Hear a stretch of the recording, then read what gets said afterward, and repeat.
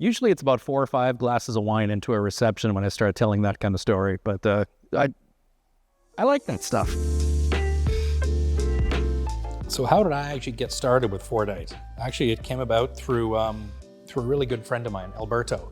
My wife and I were staying with him in Paris for a couple of days, and we were talking about all sorts of cool, exciting materials. And he hands me this little keychain, little ball that he had, and it just had all these crazy layers. And I go, "What's that?" He goes, "Oh, it's car paint." "What the hell are you talking about? It's car paint." And he tells me about Fordite. And he gave me a little 1 square centimeter cube of it. This is the first piece of Fordite I've ever had. I've gone through dozens of kilograms of this stuff now, thousands of dollars worth. But this is where it started. Thank you, Alberto. To those who don't know, Fordite is the accepted blanket term for the paint overspray that builds up in car factories.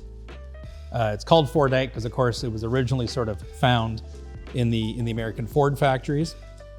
The material that works best comes from the 1970s to 1990s era, and that's just because of the chemistry of it. In modern times, it's a much cleaner, less wasteful process of painting cars, so you simply don't see as much of it around anymore. This is Fordite, and this is nothing more exciting or sexy than car paint. And it's the car paint that would build on the wall, on the workbench of a industrial paint bay. If you think about how you paint a car, you don't just paint one door at a time. You would have like a mounting jig, and a whole series of doors would move through a painting department and then go through the ovens and then go through all the different process. So after you painted 5,000 cars, the actual mounting equipment gets just caked in all the overspray. So what might look a little rough and a little gnarly from the outside, as soon as you cut into it or sand into the layers, you reveal just these spectacular color striations, transitions, patterns, everything, and it's completely organic. And that's the rub. It is a very, very synthetic, human-made, technical product, car paint. But how organic does that look? So it's that contrast that we get really excited about. So basically, while you're painting all the different parts of the car, the whole car doesn't just drive through finished. You'd have one area that's doing doors, one area that does the body, one area that does the hood, and everything goes through a process. Primer, paint, top coat, etc., and then goes through various ovens to bake the paint to make it rock hard. So once it's gone through, once the mounting hardware has gone through 100 times, every little spill that was originally the size of a grape is now the size of a watermelon. And if you cut it in half or break it in half, you get patterning and striations, and it's amazing. Now, from an art perspective, it's very exciting and it's very liberating, but I'm not really an artist. I'm a designer because I need to make money off this. So actually being able to predict what the colors are going to do is something that comes, I can say, with probably at least 10 years of experience day to day with this material.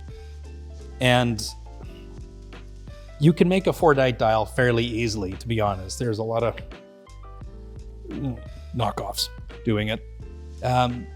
Where the magic is finding the patterning and finding the beauty and finding, I think contrast is probably the most important thing for us. So this was just a bottom piece, totally forgotten. Wasn't really planning on using it for anything. But what's interesting is here, I think it had maybe been formed on top of something that had a screw head exposed on the hardware. Now, after several hundred layers of paint have now formed on top of this, that pattern you can actually track across the entire centimeter of thickness of the material. So what looks kind of crappy on that side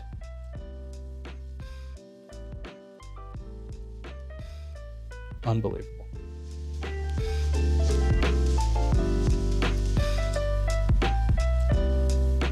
How did Fordite come to Arcanaut? It really wasn't supposed to. We had made, of all things, we made a watch for my father. And it was a basic one. Towards the end of that process, we started thinking, we got to do something kind of cool. It's for my dad. We got to make something really, really jazzy. So we started playing around with the idea of doing a one-off Fordite piece because they're so difficult to do. We had no intention of making piles and piles of them. I had no intention of doing it. So we made this for my dad. And my dad, at the time, he was like 76, 77 years old, not exactly huge on social media, had no interest. He wasn't showing things on Instagram or Facebook or anything, so nobody saw it. But then I would start getting emails from my dad saying, oh, I was having lunch with my retired business dudes group, cigar club kind of thing. And he's like, all these guys that had Rolexes and fancy watches were just getting so excited about this because it was so damn weird looking. It was like having a Kandinsky painting on your wrist. It looked like a piece of sort of post-constructivist art. And from there, we did this one piece for my dad, and it got shown internally amongst us and to a few of our friends. And we kind of almost had to flip a coin saying, if we're going to do this, let's sort of really give them both barrels with it. So we sent out an email to our email subscribers, subscribe to our email. And the response, like within like an hour, people were chirping back saying, oh, finally, thank you, please do this. So we actually launched the watch, if I'm not mistaken, the day after we had this kind of goofy idea. It's quite fun because you can either have what we call the groovy Fordite, which is the really funky, organic, art school kind of pieces, or same material, but this is something that comes from a very flat, linear piece where the layers have settled quite evenly. And that can give you that. It's just color paint. It's really easy to get a bit overly poetic with this kind of material.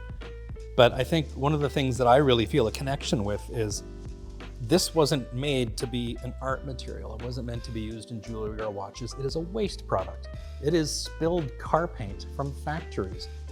So if you think about it, every layer in there was a car being painted.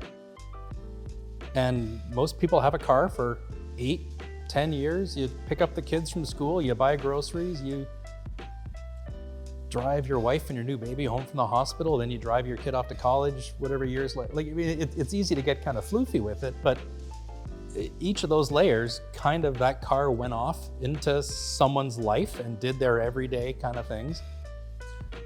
Because this is, it's a physical representation of time, I think is the best way to put it. This isn't wood grain that grew in nature. It's not striations on blue mussel shells. These were painted by people. Some woman, some dude painted that layer on a car. Then that door got attached to that car and somebody bought that car and went off and drove it for 10 years. You know, it's a little physical fingerprint of time. It's really cool. And it's ironic as hell that we're now using it in watches. But, you know, that's almost like a third level of coolness to these pieces. Usually it's about 4 or 5 glasses of wine into a reception when I start telling that kind of story. But I like that stuff. You know, it's a really nice way to give you an emotive connection to an inanimate object.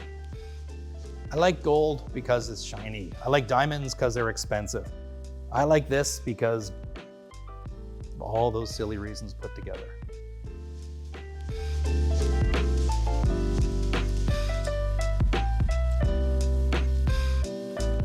What we're going to do now is actually take a look at this under the microscope and try and figure out really the best place to actually get the dial out of this giant amorphous hunk, which is a good nickname for myself.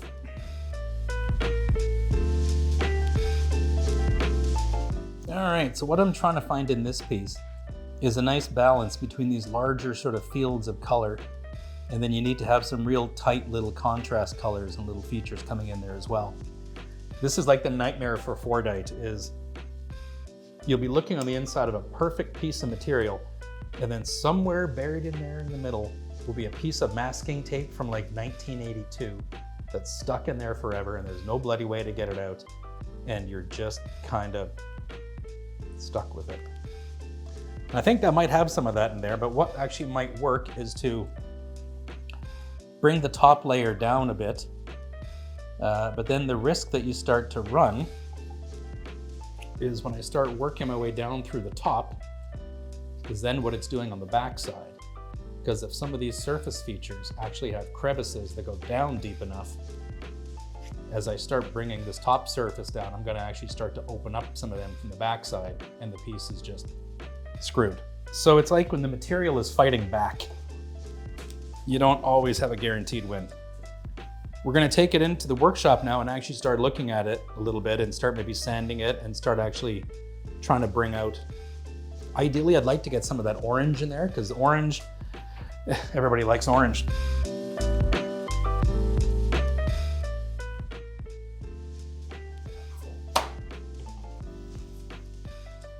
So this part of the process is obviously very low tech. Any kind of power tools at this point, heating up the material is very much a no-no, because it is just 50-year-old car paint. And it'll all start to melt and warp and separate. So the only way to get down is with wet sandpaper. That's why I've got that award-winning manicure. But a lot of times it helps to actually back off a little bit, look at the cross section, try and get an idea of what colors are happening next. But you see, on that front surface, the black in between these two features here actually continues all the way down through the piece. So I think this entire chunk, this entire corner, if I sand down any further, that'll just break right off. So that piece might be crap.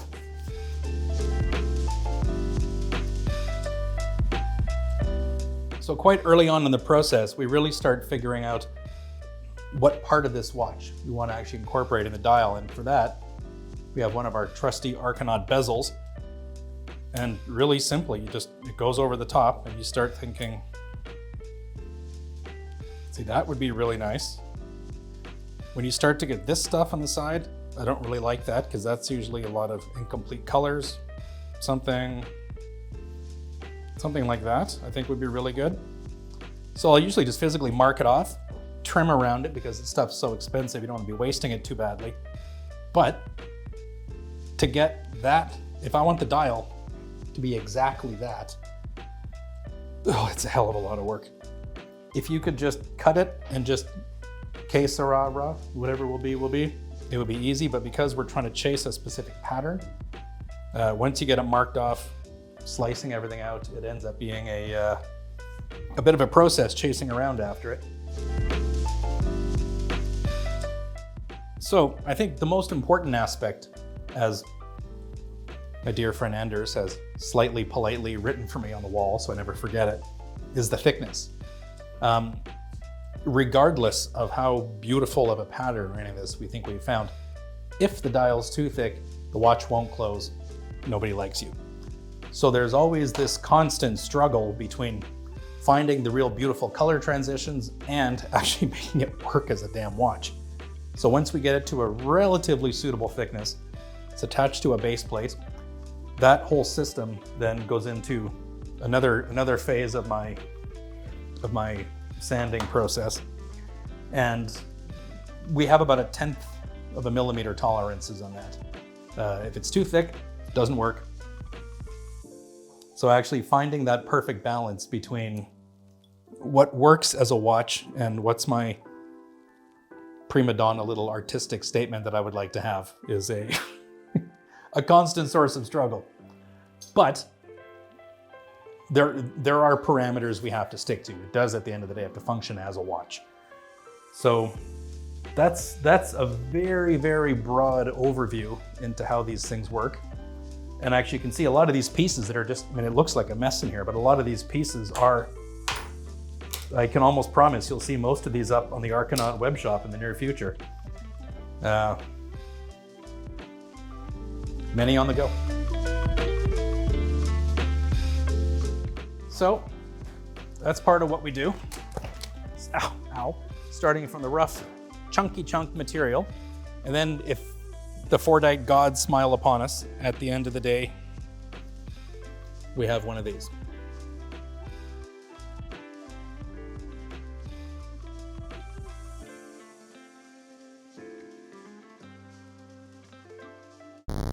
That was good.